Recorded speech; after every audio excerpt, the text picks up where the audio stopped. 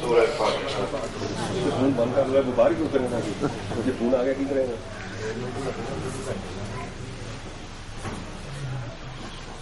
اگے ہو جو یار کوئی نہیں، کچھ ہو رہا ہو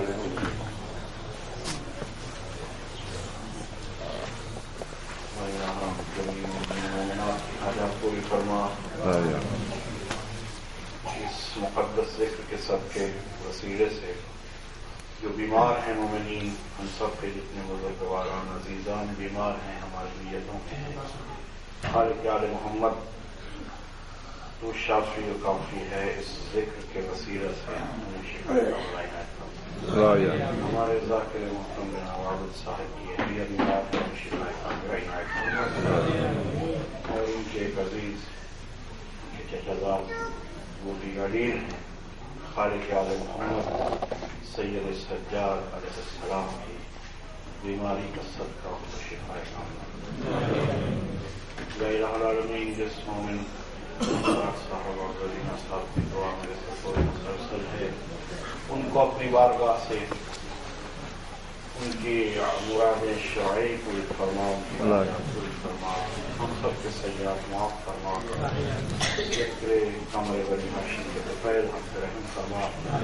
ایک اور دعا اعلان ہے کہ آج کا شبی علم ہے اور کل کے لیے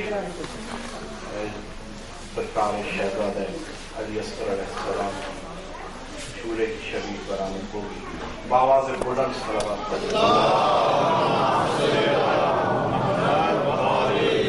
تعجیل ظہور امام کے لیے بآواز بلند صلوات.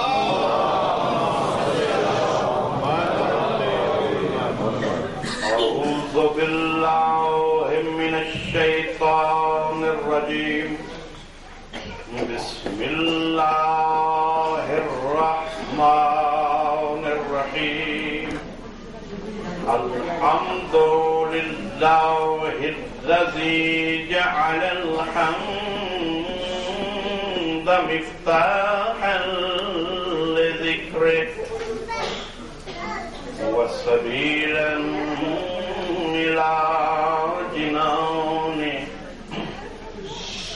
الصلاة والسلام على سید اصل ما فی الوجود، سر اللہ فی کل موجود، نقطۃ دائرۃ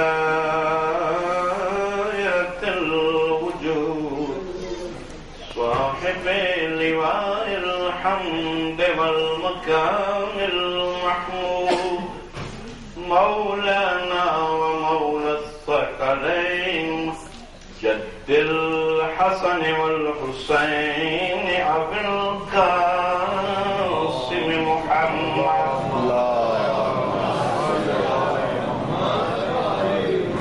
وعلى اهل بيته الطيبين الطاهرين المعصومين المظلومين، ولعنة الدائمة على أعدائهم أجمعين.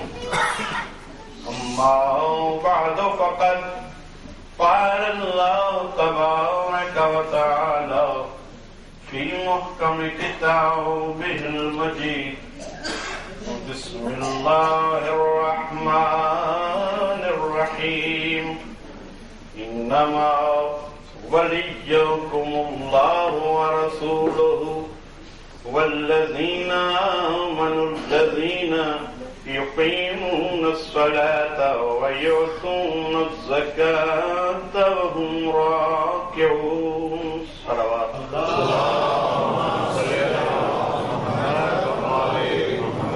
سامعین محترم، ہدایت و ولایت عنوان گفتگو ہے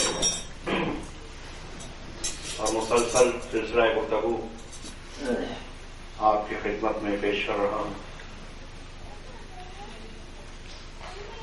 ولایت کا مفہوم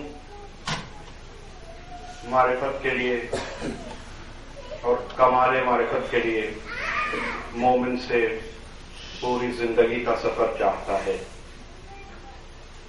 یہ مجالس عنوان معرفت سے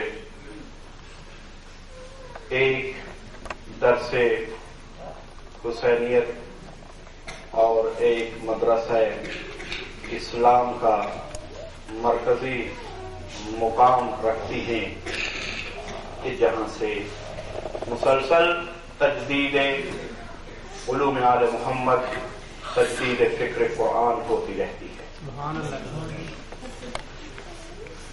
وڑی کے مفہوم میں نے کل عرض کیے تھے، بہت سے مفہوم ہیں، لیکن شایان شان الہیہ جو مفہوم ہے اسی مفہوم کو باقی دو ولیوں پر منطبق کرنا پڑے گا، چونکہ لفظ ایک ہے، ولایتیں تین ہیں، آیت ایک ہے، شخصیات تین ہیں، منصب کا تذکرہ ایک بار ہے، شخصیات تین ہیں، لہذا جو منصب اللہ کے لیے ذہنوں کی بلندی کے مطابق فکر مومن میں سمائے گا وہی تصور ولایت رسول کے لیے، وہی تصور ولایت امام کے لیے۔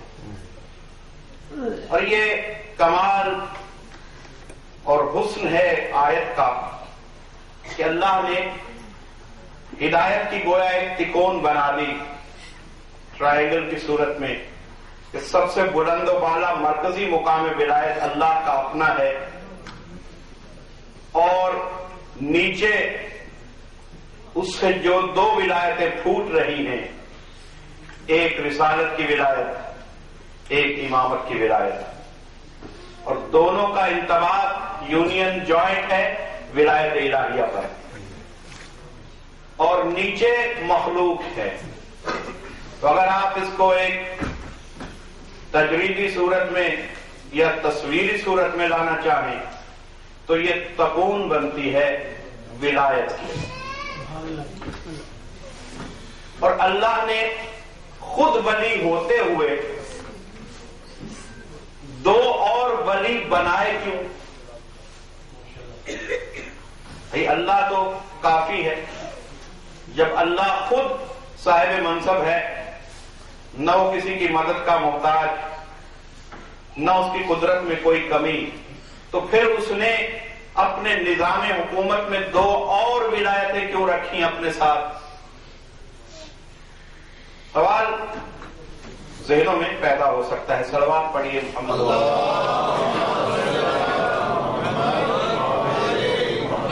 تو سامعین محترم، اللہ نے نسل آدم کو خلق کیا، زمین پر بھیج دیا،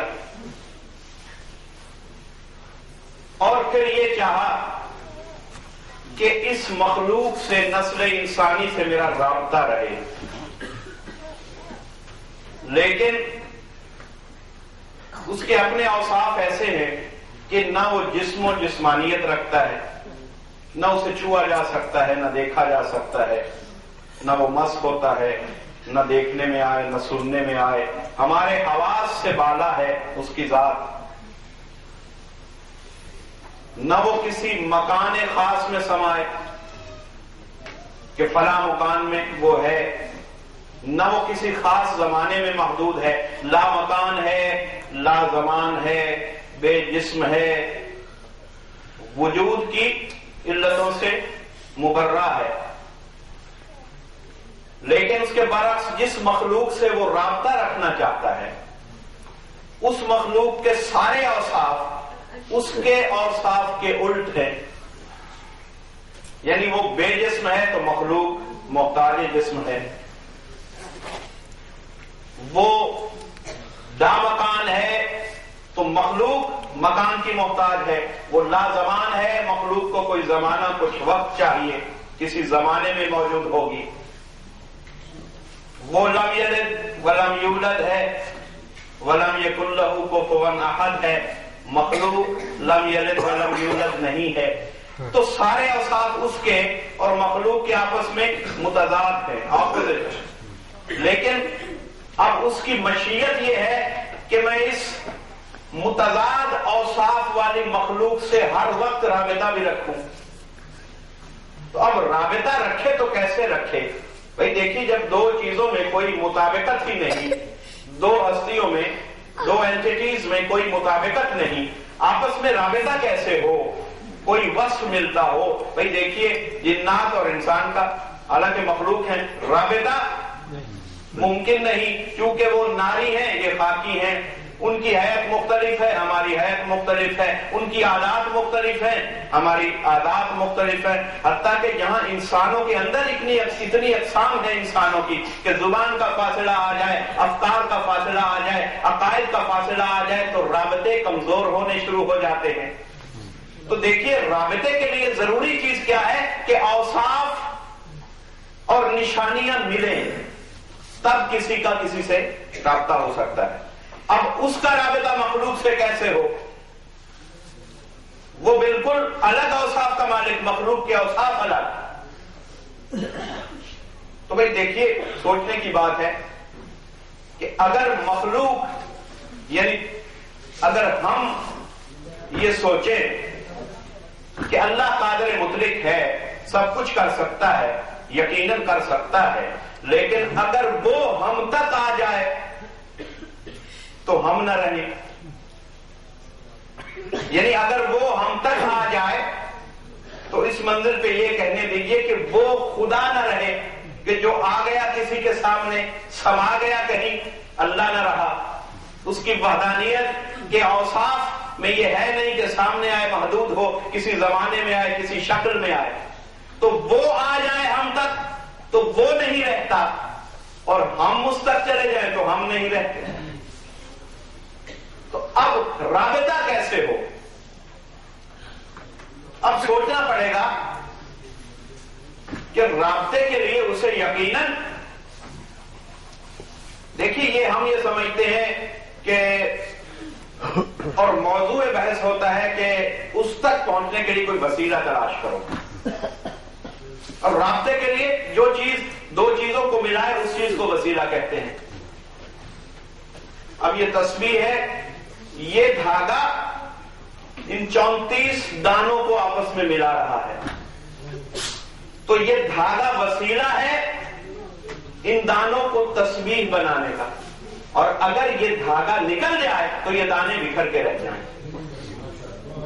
تو وسیلے کے بغیر کائنات بکھر کے رہ جائے، کیونکہ وسیلہ نہ ہو تو اتحاد مخلوق میں نہ قائم ہو، نہ خالق تک اس کی کوئی رسائی ہو۔ تو اب ضرورت کیا ہے؟ اس لیے اللہ نے قرآن میں فرمایا، یہی مثال دی، وَاعْتَصَمُوا بِحَبْلِ اللَّهِ جَمِيعًا وَلَا تَفَرَّقُوا، کہ اللہ یہ کہتا ہے کہ میری رسی کو مضبوطی سے پکڑ لو اور آپس میں تفرقہ مت ڈالو۔ تو اللہ نے رسی کا نام لے کر ایک وسیلے کا تصور قائم کیا۔ اب رسی کیا کوئی آسمان سے لٹک رہی ہے؟ قرآن میں آیت ہے تو آپ جا کے رسی تلاش کرنی شروع کر دیں، ہو سکتا ہے مکہ مکرمہ میں کوئی ایسا مقام ہو، بیت اللہ میں کہ وہ رسی نظر آ جاتی ہو کہ آسمان سے جہاں تصور ہے عرش اعظم کا، وہاں سے کوئی رسی زمین تک آ رہی ہے، مخلوق اس سے لٹک جائے، اس کو تھام لے، اس کو پکڑ لے۔ نہیں، اللہ نے معنوی رسی قرار دی۔ اور رسی حضور دیکھیے، رسی اور دھاگے میں فرق ہے، تھوڑی سی توجہ چاہتا ہوں۔ دھاگا ایک لڑی کا ہوتا ہے اور رسی کب بنتی ہے؟ اللہ نے حبل کا نام دیا، اور حبل کے مفہوم میں دھاگا نہیں آتا، رسی آتی ہے۔ حبل کیوں کہا؟ دیکھیے کبھی بھی کوئی رسی ایک لڑی سے نہیں بنتی، رسی کو بنانے کے لیے کم از کم دو لڑیاں آپس میں یکجان ہو جائیں تو وہ مل کے رسی بناتی۔ اور یہی مطابقت ہے کلام رسالت میں اور کلام توحید میں۔ اللہ نے کہا کہ اگر مجھ تک آنا ہے تو توحید کی رسی کو پکڑ لو، وسیلہ بنا لو حبل اللہ کو۔ اور رسول نے وصیت میں فرمایا، انی تارک فیکم الثقلین کتاب اللہ و اطرتی۔ اب یہ دو لڑیاں، ایک کتاب ہے ایک اطرت ہے، یہ دونوں لڑیاں مل کر حبل اللہ بنا رہی، تو وسیلے کی رسی کا تصور قائم ہوگا۔ تو یہ جو رسی آپ کو حبل اللہ تک لے کر جائے گی، یہ نہ اکیلی کتاب کافی ہے نہ اکیلے آل محمد کافی ہیں، جب دونوں ملیں گے تو حبل کا مفہوم مکمل ہوگا، ورنہ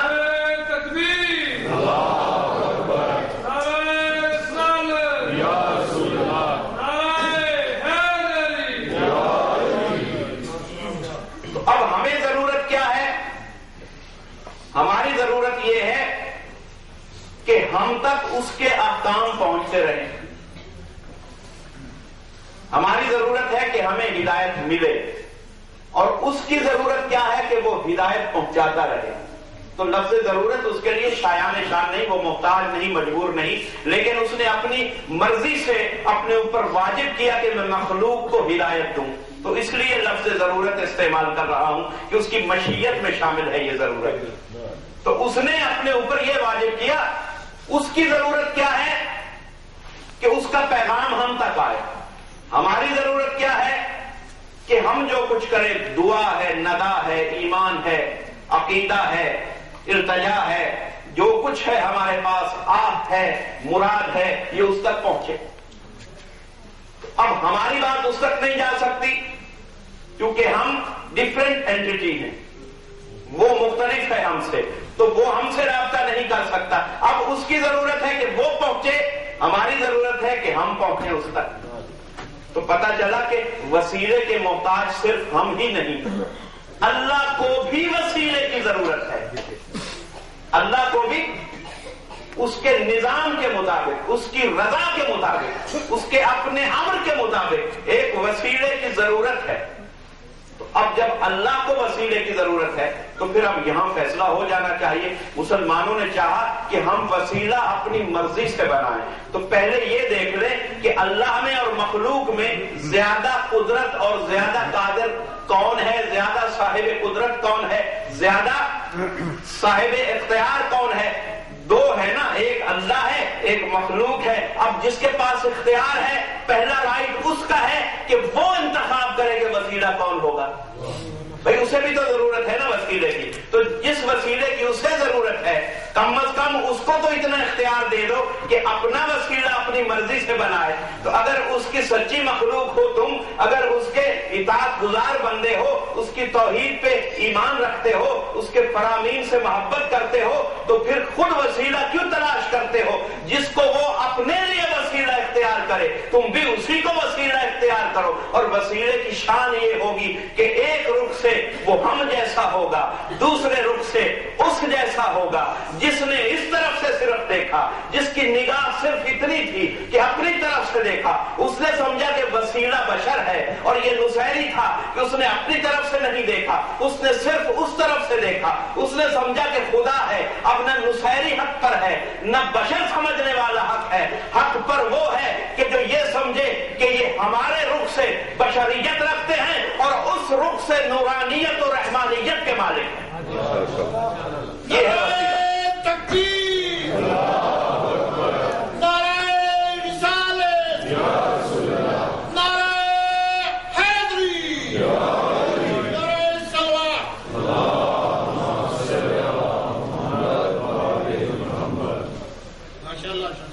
اور غلطی ہوتی ہی وہی ہے جو یہ دعویٰ کر بیٹھے کہ ہم نے انہیں پہچان لیا. ہم پورے اعزاز سے اپنے مولا کے سامنے سر تسلیم خم کر کے یہ اعتراف کرتے ہیں کہ مولا ہم تیری اطاعت کرتے ہیں لیکن تجھے پہچانا نہیں. ہم پہچاننے کا دعویٰ کیسا کریں؟ کیسے کر سکتے ہیں یہ دعویٰ کہ ہم نے تجھے پہچان لیا؟ ارے جس نے دعویٰ کیا کہ میں نے علی کو پہچان لیا وہی گمراہ ہو گیا. بھائی نصیری نے دعویٰ ہی تو کیا تھا کہ میں نے پہچان لیا وہ خدا ہے. پہچاننے کا دعویٰ کیا، گمراہ ہو گیا. تو اب کسی منزل پہ آپ یہ دعویٰ نہیں کر سکتے. بس تصور یہ رکھنا ہے کہ ان میں وہ اوصاف بھی ہیں کہ اس سے لے سکیں اور ادھر سے یہ اوصاف ہیں کہ ہم تک پہنچا بھی سکیں اور ہم سے لے کر اس تک پہنچا دیں.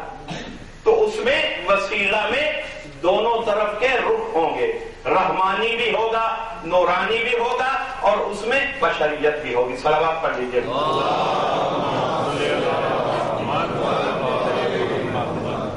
اور اب ولی کی بحث میں نے عرض کل کیا تھا کہ لفظ ولی ایک بار اور ولایتیں تین. اور میں نے ایک دن عرض کیا تھا کہ بلا سبب وہ یہ کلیہ اپنے کلام میں اختیار نہیں کرتا. اب اس کی ایک دو مثالیں لے لی. قرآن حکیم کی آیت ہے کہ اطیعوا اللہ واطیعوا الرسول واولی الامر منکم. میسج کیا ہے اگر اس کا خلاصہ بنائیں کہنا کیا چاہتا ہے اللہ کہ اطاعت کرو اللہ کی، رسول کی اور اولي الامر کی. یہ ہے سرسری خلاصہ. لیکن آیت کیا کہہ رہی ہے کہ میرا ترجمہ کیسے ہونا چاہیے؟ اطیعوا اللہ، اللہ کی اطاعت کرو. اب جملہ کو اسی سانس میں آگے نہیں بڑھایا، ایک ہی سانس میں سب کچھ نہیں کہا. اطیعوا اللہ کے بعد پھر کہا واطیعوا الرسول، اور رسول کی بھی اطاعت کرو. لیکن جب اولی الامر کی منزل آئی تو پھر تیسری بار اطیعوا نہیں کہا، وہی جو رسول کے لیے اطیعوا کہا تھا اسی میں شامل کیا اولی الامر کو کہ اطاعت کرو رسول کی اور اولی الامر کی.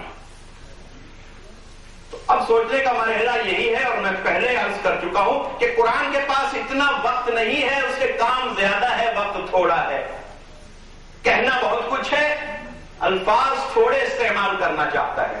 تو بلا سبب مفہوم اگر یہی دینا تھا کہ اللہ، رسول اور اولی الامر کی اطاعت کرو تو اطیعوا کا لفظ ایک دفعہ کافی تھا. لیکن یہ اللہ کی سنت ہے کہ جب لفظ کو دوسری بار بھیجا تو اب کچھ مقصد ہے. کیا مقصد ہے؟ تو علماء تفسیر یہی لکھتے ہیں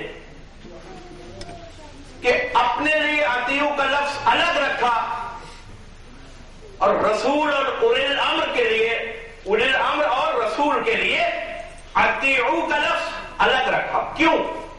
اس لیے کہ جو سٹیٹس ہے نا دونوں اطاعتوں کا، جو کرائٹیریا ہے، جو لیول ہے، جو معیار ہے، میرٹ ہے، اس میں فرق ہے.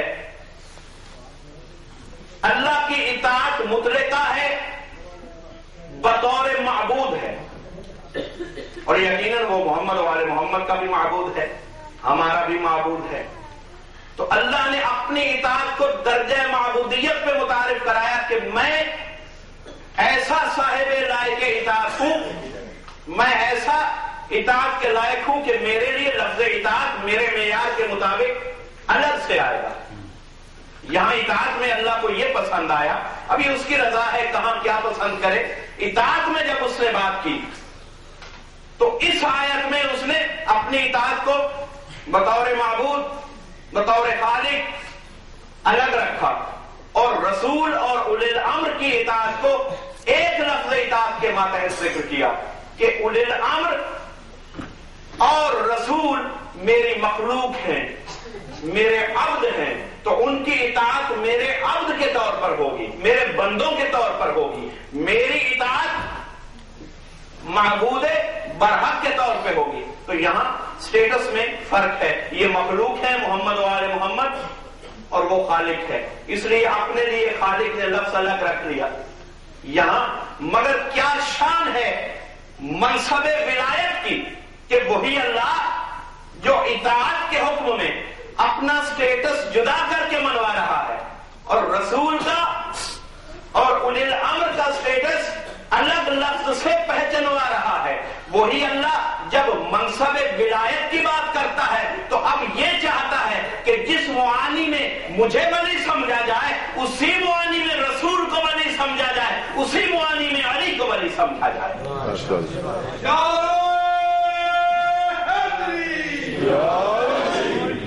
تو یہاں اس آیت میں اس نے رسول اور علی کے لیے لفظ ولی الگ نہیں رکھا، ایک ہی لفظ انما ولیکم کے بعد 3 ولایتیں ایک ہی معیار پہ ڈسکس کی. تو یہ اس کی بھائی اس کی مرضی کو پہچاننا ہی تو ایمان ہے. اطاعت کی منزل جو وہ یہ چاہتا ہے کہ مجھے معبود سمجھا جائے، انہیں مخلوق سمجھا جائے. ولایت کی منزل پہ آرڈیننس جب جاری ہوتے ہیں، جب احکام جاری ہوتے ہیں، تو اس منزل پہ وہ یہ چاہتا ہے کہ مخلوق مجھے، رسول کو اور علی کو ایک درجہ ولایت کا حامل سمجھیں، تبھی سسٹم آف گورنمنٹ رن کر سکتا ہے، تبھی اعتدال کے ساتھ نظام چلتا ہے.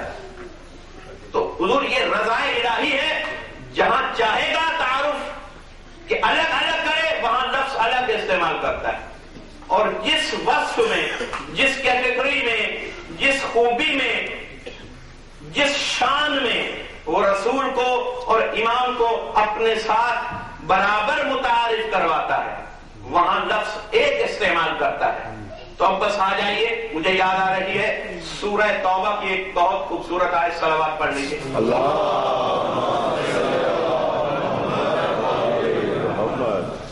وَقُلْ اعْمَلُوا سورہ توبہ وَقُلْ اعْمَلُوا فَسَيَرَ اللَّهُ وَقُلْ اعْمَلُوا فَسَيَرَ اللَّهُ عَمَلَكُمْ وَرَسُولُهُ وَالْمُؤْمِنُونَ.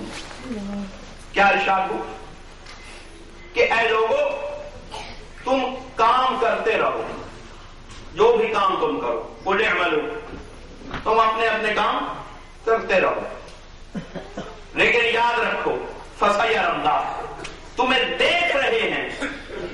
3 فَسَيَرَ اللَّهُ عَمَلَكُمْ تمہارے عمل کو ایک اللہ دیکھ رہا ہے، وَرَسُولُهُ اور اس کا رسول دیکھ رہا ہے، وَالْمُؤْمِنُونَ اور کچھ خاص مومن ہیں وہ دیکھ رہے ہیں. بس اس آیت نے بہت بڑا فیصلہ کروا دیا کہ دیکھیے ہم نے تو سمجھا کہ حاضر ناظر صرف اللہ ہے. اگر حاضر ناظر رسول کو کہہ دیا یا رسول اللہ کہہ دیا، حاضر ناظر یا علی بنا کے علی کو کہہ دیا، کسی امام کو حاضر ناظر کہہ دیا تو شرک ہو جائے گا. ہم نے تو رسول اور علی کو دنیا سے گزرا ہوا کردار سمجھ لیا کہ دنیا سے چلے گئے، بس ڈاکیا تھا، پیغام دے گیا چلا گیا. اب پیغام جانے آپ جانے اس لیے کہہ دیا کہ کتاب کافی ہے. اب پیغام آ گیا، درمیان میں ضرورت نہیں. لیکن اللہ نے اسی قرآن میں جس کو کافی کہا تھا، بھئی اگر کافی کہا تھا تو اس کو پڑھ کے کافی سمجھو بھی. اگر کافی کہا تھا تو اس کے اندر بہت کچھ ہے. یہی کہہ رہا ہے کہ میں کافی نہیں. انہیں گزرا ہوا، انہیں زمانے سے مردہ مت سمجھو. قرآن کہہ رہا ہے کہ قُلْ اعْمَلُوا تم عمل کرو، جو کام بھی کرو، فَسَيَرَ اللَّهُ عَمَلَكُمْ تمہارے عمل کو دیکھ رہا ہے ایک اللہ، وَرَسُولُهُ وَالْمُؤْمِنُونَ. تو اب اس کا مطلب ہے کہ اللہ تو بے حد و بے کنار ہے، سب کا ایمان ہے کہ یقیناً وہ ازل سے ہے، ابد تک ہے، ہر وقت ملاحظہ کر رہا ہے. بس مسلمانوں میں ایک اور خوبی یہ ہے کہ حاضر ناظر صرف 2 چیزوں کو مانتے ہیں. ایک اللہ کو مان رہے ہیں، دوسرے شیطان کو مان رہے ہیں.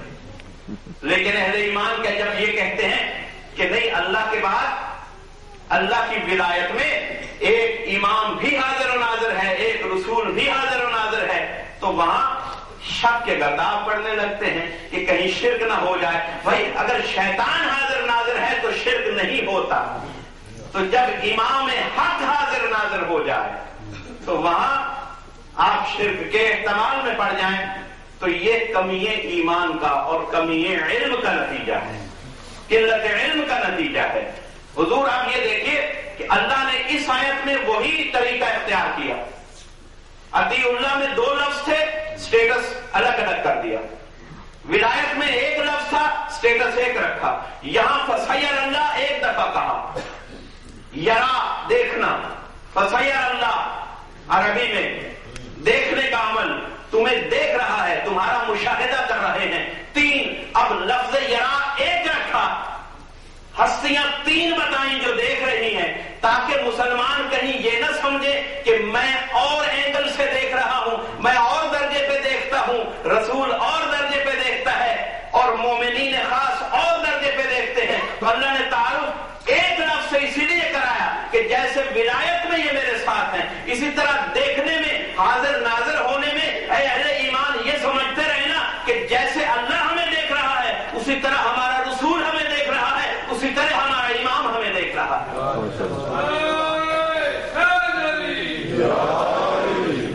دنیا نے تو 11 ہجری میں رسول کو دفن کر دیا، چلے گئے دنیا سے. اللہ تو کہیں نعوذ باللہ دفن نہیں ہوا، اللہ کو تو مان رہے ہیں، لیکن رسول کو چونکہ دفن کیا، قبر نظر آ رہی ہے، اس لیے سوچا کہ اب رسول تو گئے.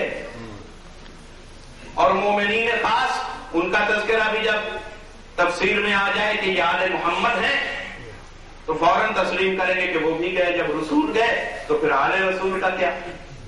تو بات یہ ہے کہ اللہ نے قرآن کو قیامت تک رکھا ہے اور ہر آیت قیامت تک سانسیں دے رہی ہے.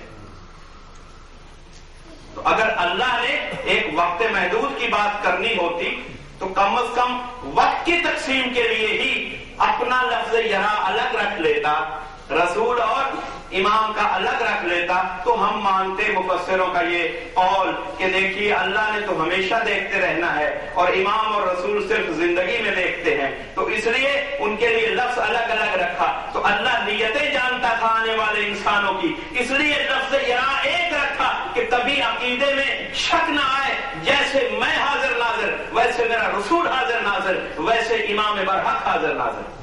صلوات پڑھ لیجیے محمد۔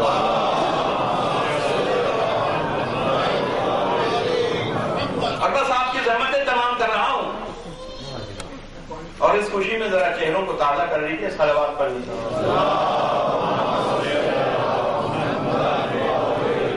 دیکھیے ایک آیت مجھے قرآن کی یاد آ گئی سورہ آل عمران سے، وَلِلَّهِ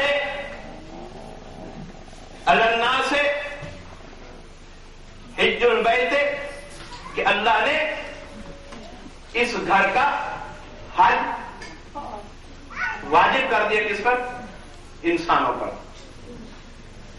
من استطاع الیہ سبیلا، کہ جو استطاعت رکھے اس راستے پر آنے کی، ان کے لیے وَلِلَّهِ عَلَى النَّاسِ حِجُّ الْبَيْتِ، ان کے لیے حج واجب ہے۔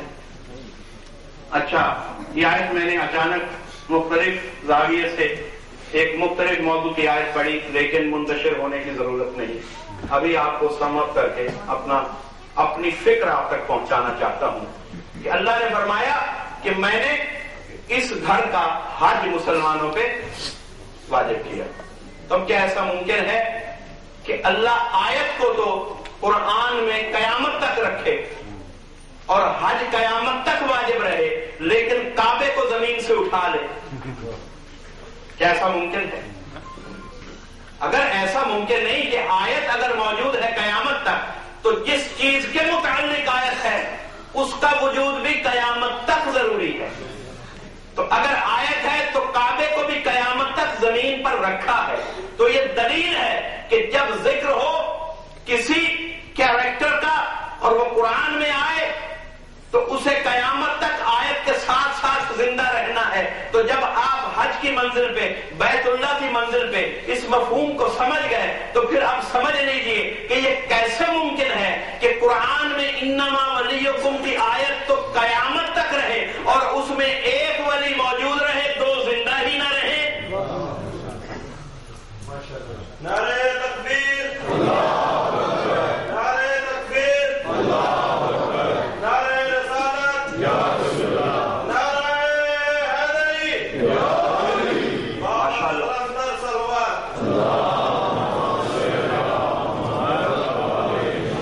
بڑا عالم و فاضل ماشاءاللہ مجمع ہے، لیکن بولنے کی تکلیف بہت کم کرتا ہے۔ صلوات پڑھ لیجیے۔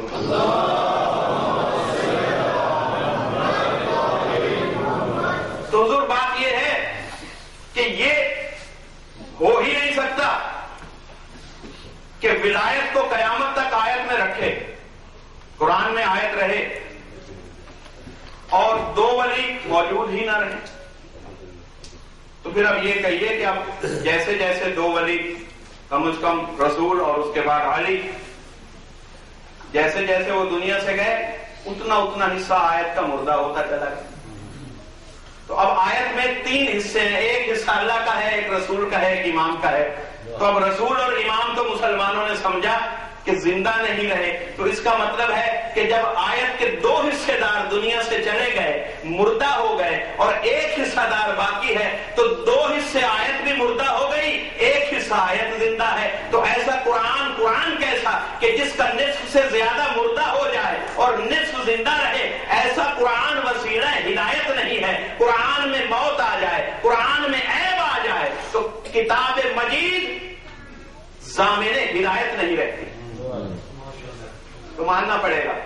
اور اب ایک آیت نہیں، قُلْ لَا أَسْأَلُكُمْ عَلَيْهِ أَجْرًا إِلَّا الْمَوَدَّةَ فِي الْقُرْبَى۔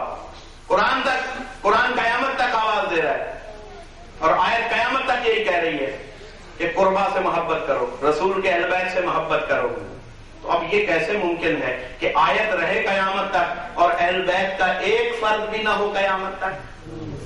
تو صاحب الزمان کے وجود پر قرآن کا مزاج گواہی دے رہا ہے کہ اگر قرآن کی آیتیں قیامت تک ہیں، مودت فی القربہ کا سوال مسلمانوں سے تو مانگ رہا ہے مودت، اور جس سے کرنی ہے ان کو ختم کر دیا. تو ایک حجت کو ظاہری طور پر بھی پردہ غیب میں رکھا ہوا ہے کہ جو ظاہری قرآن پہ جائے وہ کم از کم ایک حجت انہیں ملے کہ دلیل مکمل ہو کہ وہ زندہ ہے، فرد آل محمد ایک موجود ہے، مودت کرو. اور جو باطنی مفہوم کو سمجھتے ہیں وہ سارے کا سارا گروہ ہے محمد و آل محمد ان کے لیے زندہ ہے. کہیں صرف رسول کا ذکر کیا تو اس آیت میں رسول کو زندگی دے دی قیامت تک. کہیں صرف علی کا ذکر ہے تو وہاں علی مقصود ہے قیامت تک، اور کہیں سارے آل محمد مذکور ہیں. تو اللہ نے ایک ایک ہستی کے قیامت تک موجود ہونے کی دلیلیں قرآن میں فراہم کر دی. صلوات پڑھ لیجیے محمد.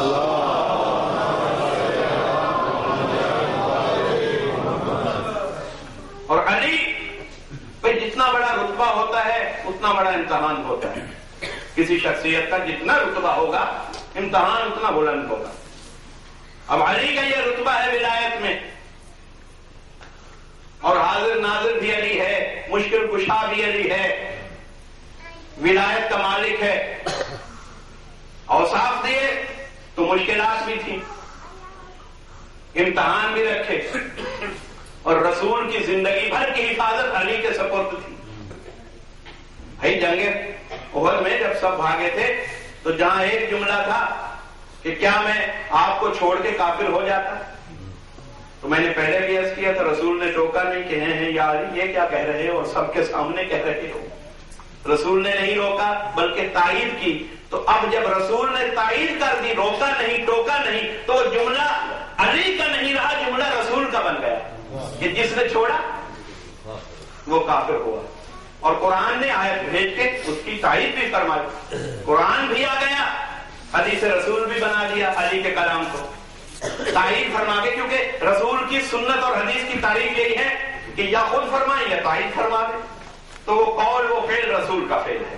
اب دوسرا فکرہ جو میرے مولا نے فرمایا تھا کہ یا رسول اللہ میں آپ کو کیسے چھوڑ جاتا، میں اس میدان میں اس ہرے بھرے لشکر کی وجہ سے موجود نہیں تھا، میں تو آپ کے سبب سے یہاں موجود تھا. جب تک آپ میدان میں ہیں میں چھوڑ کے کیسے جا سکتا ہوں؟ تو میں لشکریوں کے ساتھ نہیں تھا، میں تو آپ کے ساتھ تھا.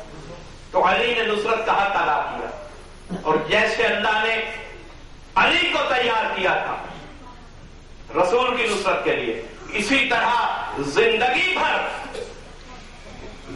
علی نے عباس کو تیار کیا حسین کی نصرت کے لیے. یہ کیسا شہزادہ ہے جس کا نام ہے قمر بنی ہاشم، ابو الفضل العباس. صلوات پڑھ لیجیے. صلوات.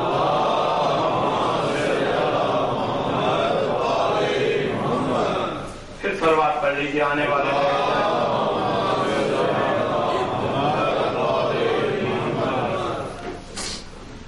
اس شان کا قمر بنی ہاشم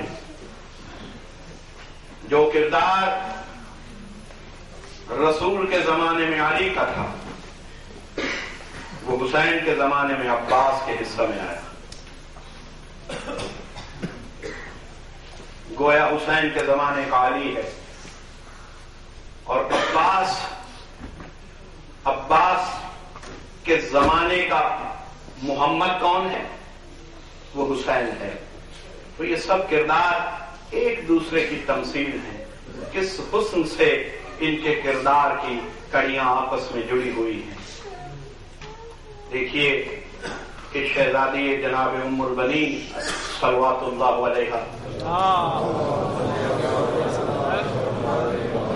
مادر جناب عباس کہا کرتی تھی، کیونکہ اس خانوادہ میں کربلا کا ذکر ولادت حسین سے ہی شروع ہو چکا تھا، اور رسول نے حسین کو گود میں اٹھا کے حسین کی زندگی میں حسین کی عزاداری کی ہے.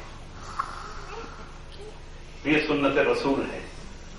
رسول نے جھولی میں واقع شہادت سے پہلے عزاداری کی رسم قائم کی ہے. تو حسین وہ مظلوم ہے، وہ شہید ہے کہ کسی شہید پر اس کی شہادت سے پہلے کسی نے عزاداری نہیں کی، لیکن حسین ایسا مظلوم و شہید ہے کہ اس کی شہادت سے پہلے سرکار رسالت نے سنت بنا دیا اس کی عزاداری کو. شہادت سے پہلے گریہ کیا گیا، شہادت سے پہلے غم حسین کا تصور قائم کر دیا گیا. اور جب یہ ذکر ہوتا تھا اس خاندان میں کربلا کا تو جناب ام البنین علماء کے لفظ میں نے یہی پڑھے کہ ہلکا سا مسکرا دیا کرتی تھی. کیوں؟ اس اعتماد پہ کہ یہ کہتے ہیں کہ حسین قتل ہو جائے گا، زینب قید ہو جائے گی. بی بی کہا کرتی تھی کہ جب تک میرا بیٹا ابو الفضل عباس دنیا میں موجود ہے میں کیسے مان سکتی ہوں کہ کربلا واقع ہو جائے گی؟ میں کیسے مانوں کہ حسین قتل ہو جائے گا؟ میں کیسے مانوں کہ زینب اسیر ہو جائے گی؟ جناب ام البنین کو اتنا ناز تھا اپنے اس بیٹے پر. اللہ جانے جناب زینب و کلثوم کو کتنا افتخار ہوگا عباس پر. آج ذکر عباس ہے اور اب آپ کو اپنی روحوں سمیت محرم میں داخل ہو جانا چاہیے. اب دوری مت رکھیے، مجلس میں آ جانا کافی نہیں. جب تک آپ کی روح، آپ کی فکر، آپ کی ساری سوچ انوالو نہیں ہو جاتی کربلا میں. اور جب آپ کی سوچ کربلا میں پہنچے گی تو میرا عقیدہ ہے کہ آنکھیں آنسوؤں سے جل تھل ہونا شروع ہو جائیں گی. جب آپ کو سامنے حسین نظر آئے گا، جب آپ کو سامنے ابو الفضل عباس نظر آئیں گے، جب آپ کو سامنے کے مکالمے سنائی دیں گے. ہم تو صرف یاد کروانے کے لیے ممبر سے پڑھا کرتے ہیں. تصویر اور عزاداری کو حاصل کرنا یہ مومن کی اپنی قسمت ہے اور یہ اپنا اپنا عمل ہے. تو کوشش کیجئے کہ اب دنیا کو چھوڑ کے یہ 4-5 راتیں صرف حسین کو دے دیجیے.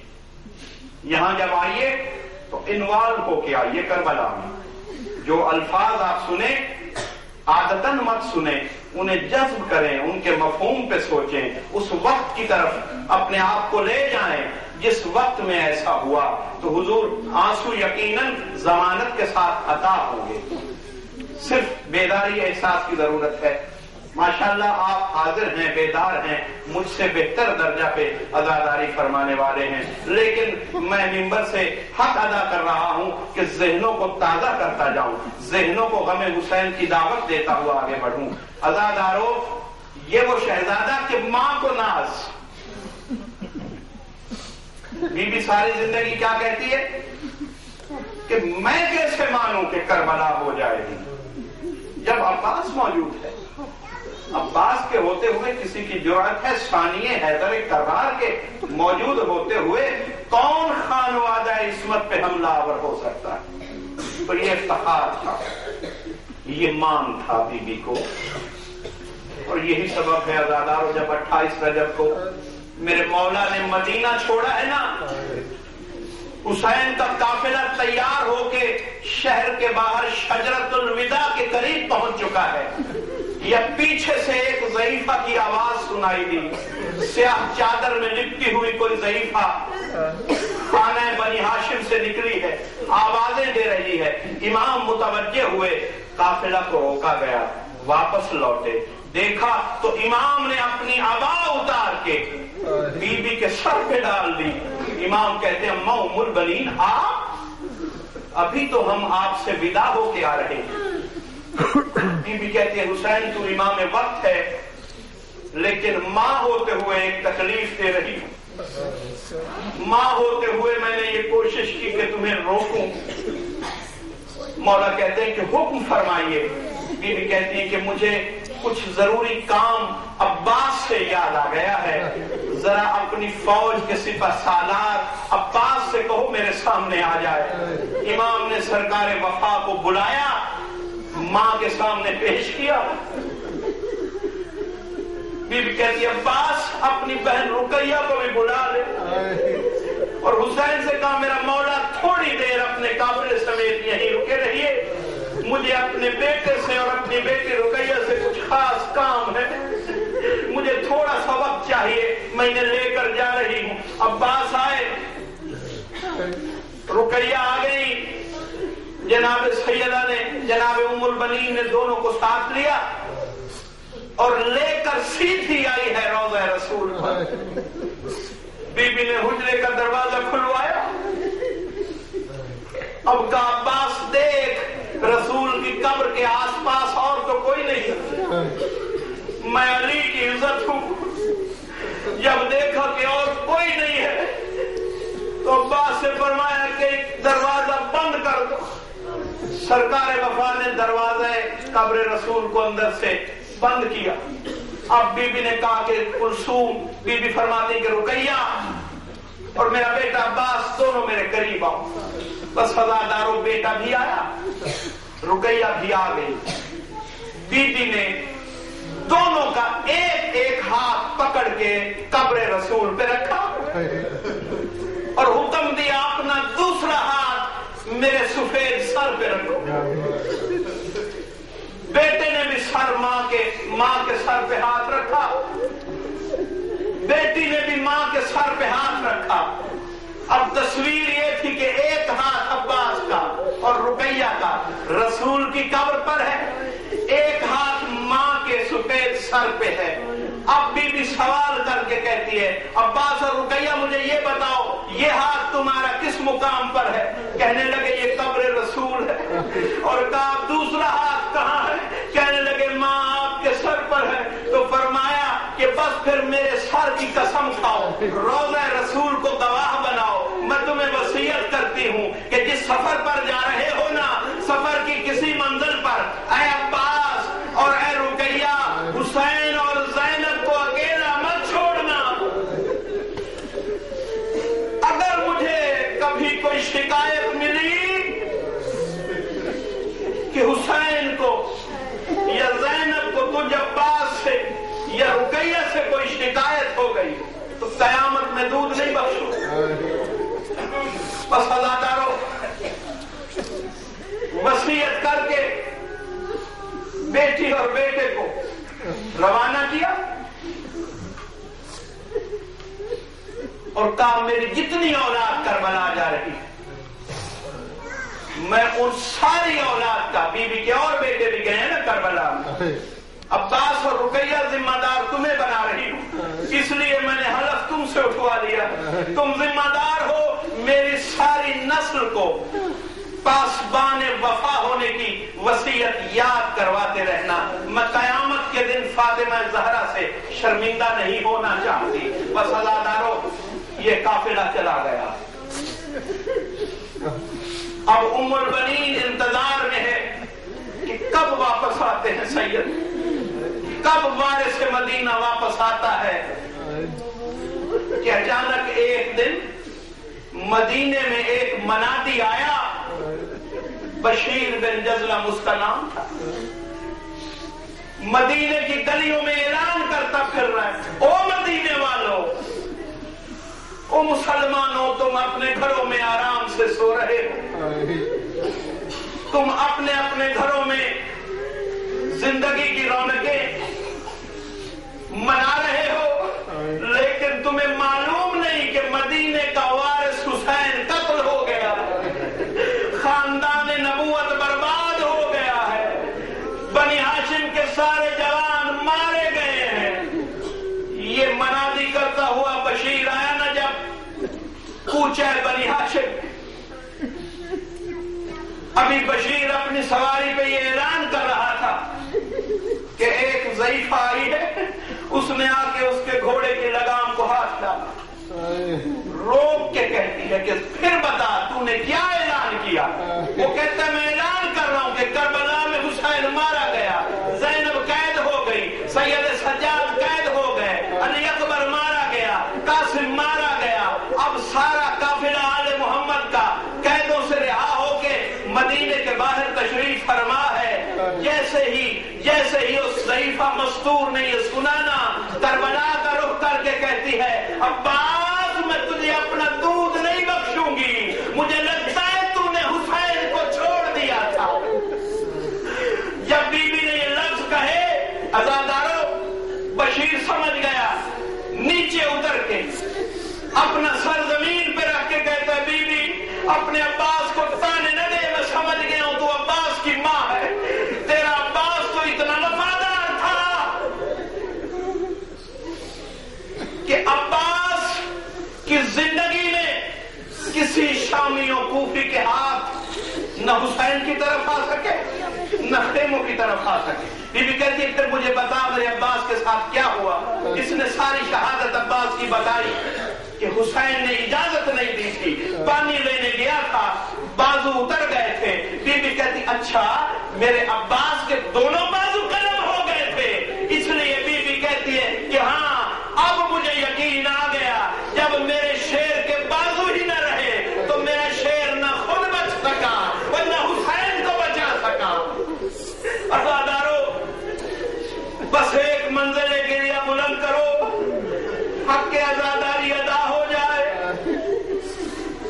करबला का मंजर है,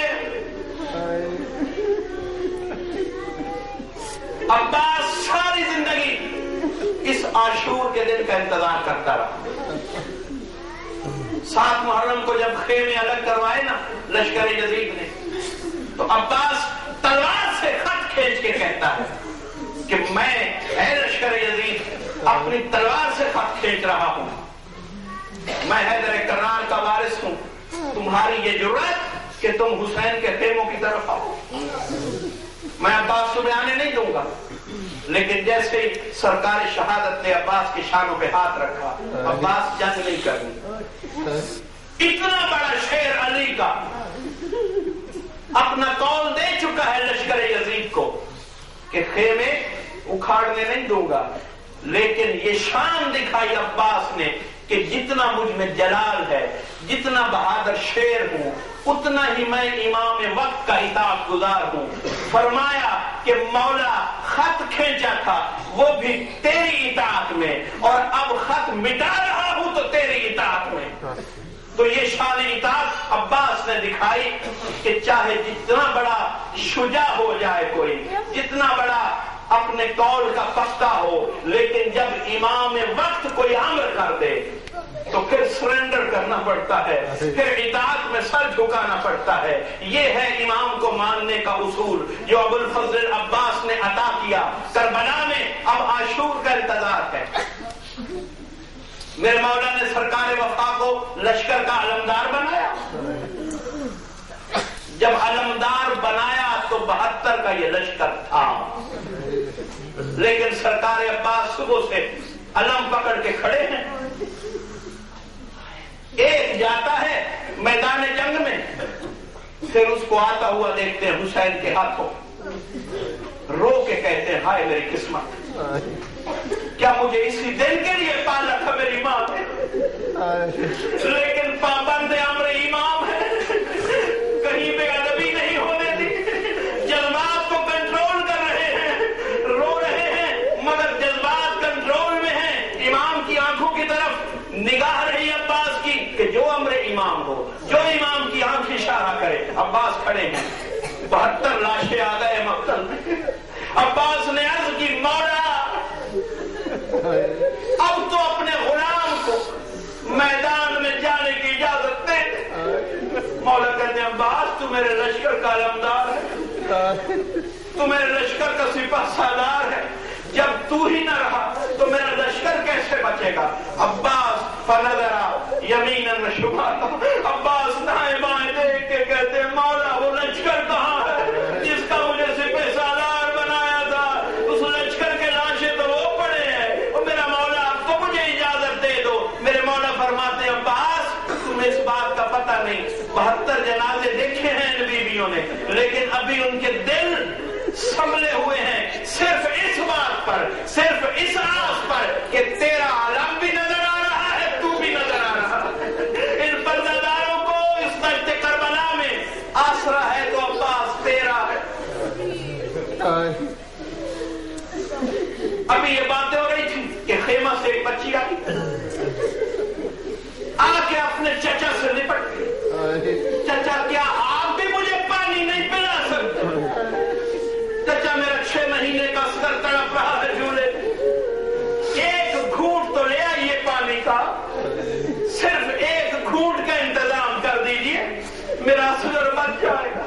अब्बास रो के कहते सकीना हाँ तू चाहे तो मौला से मुझे इजाजत मिल सकती है, जंग की इजाजत नहीं दे रहा मेरा इमाम।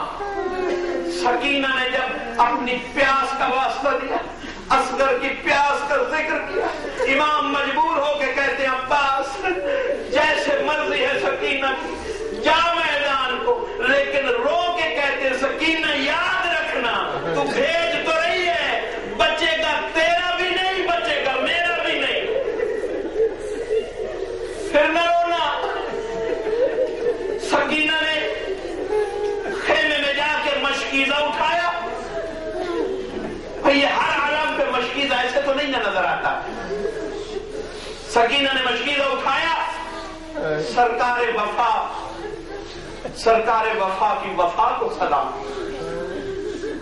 इतना बुलंद कामत जवान है अब्बास। सकीना का कद छोटा है। सकीना मश्क उठा के खड़ी है, सामने अब्बास खड़ा है।